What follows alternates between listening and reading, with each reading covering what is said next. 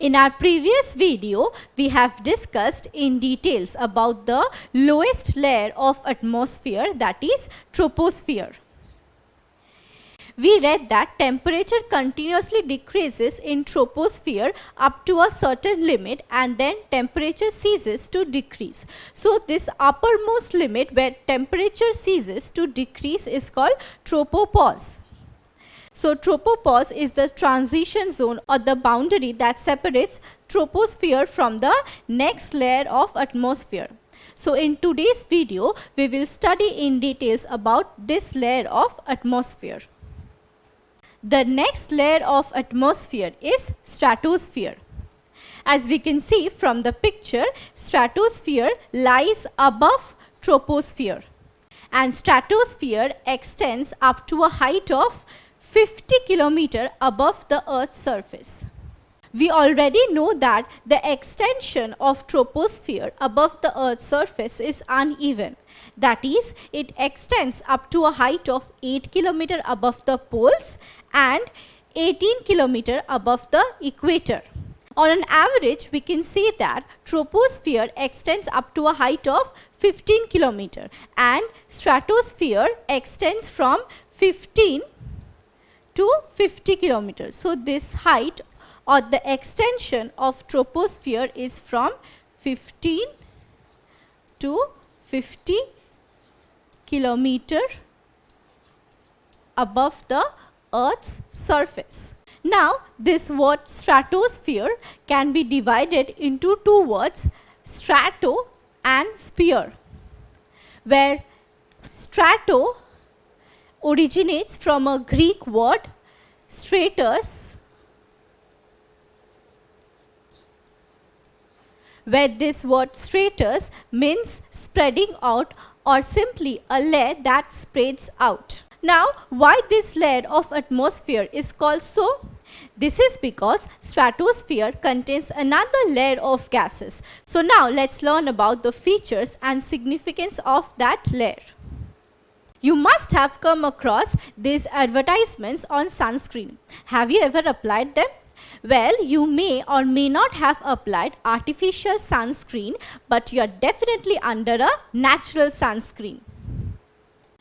The natural sunscreen of the Earth is called ozone layer or ozonosphere. Ozone layer is a part of stratosphere which contains maximum amount or appreciable concentration of ozone. In the picture, we can see that ozone layer is a part of stratosphere. Now, where can we find ozone layer in stratosphere? We know stratosphere extends from 15 to 50 km above the Earth's surface, and ozone layer extends from 15 to 34 km above the Earth's surface. Thus, we can say that ozone layer is present in the lower part of stratosphere. Thus, ozone layer is a layer which contains maximum amount of ozone or highest concentration of ozone, and it is embedded in the lower part of stratosphere, as we can see from the picture. Now let's discuss about the significance of this layer. Ozone layer present in stratosphere is an important layer of atmosphere. This layer is rich in ozone, which is a very clever gas. Ozone knows the radiations coming from the sun are very harmful as they can trigger critical health issues. So ozone absorbs these harmful UV rays coming from the sun and thus keep us protected and healthy. So this is the importance of ozone layer.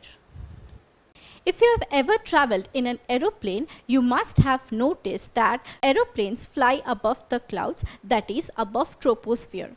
Now, what lies above troposphere? Stratosphere. So, we can also say that it is very convenient to fly aeroplanes and commercial jet aircrafts in stratosphere.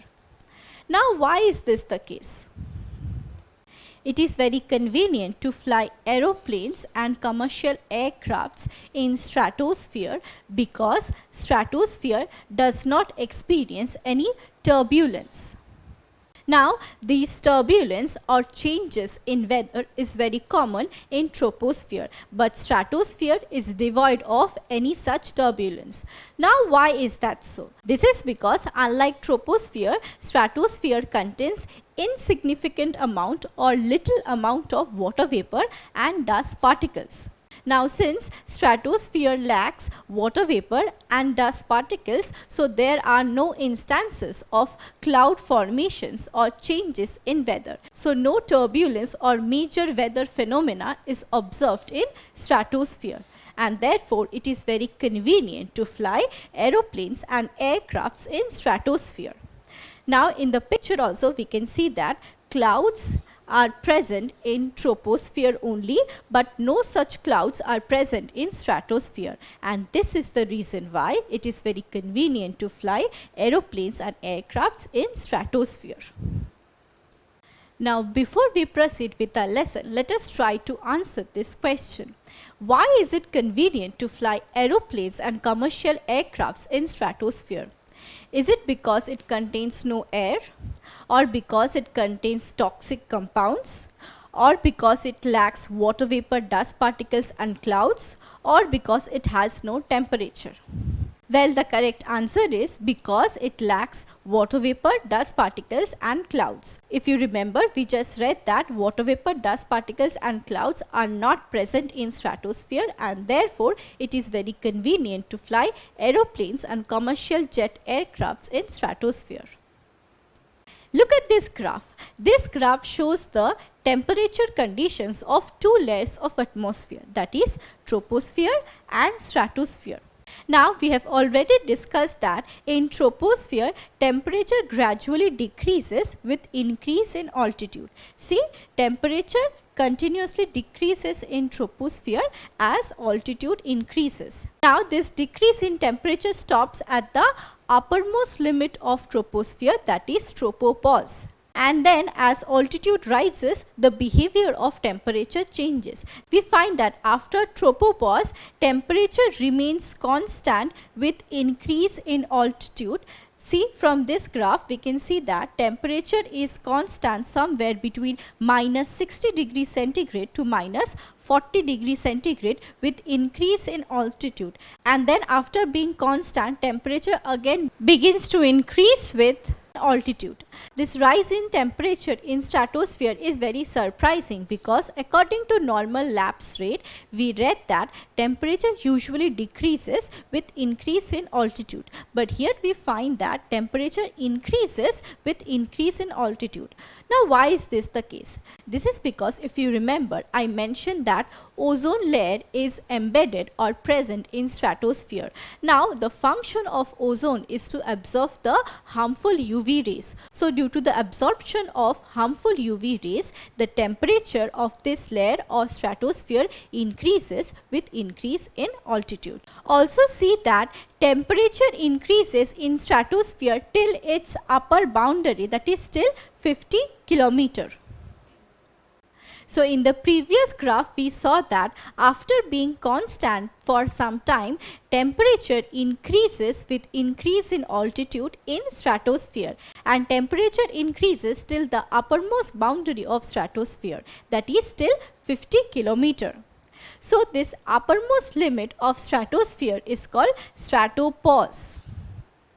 Now, temperature increases till this limit and then temperature ceases to increase. So, this upper limit of stratosphere is called stratopause. Now, just as tropopause differentiates troposphere and stratosphere, similarly, stratopause is a transition zone or boundary between stratosphere and the next layer of atmosphere. So, stratopause is the uppermost limit of stratosphere and the transition zone between stratosphere and the next layer of atmosphere. Now, let us summarize the characteristics of stratosphere. Stratosphere extends from 15 km to 50 km above the Earth's surface. Now, this is troposphere.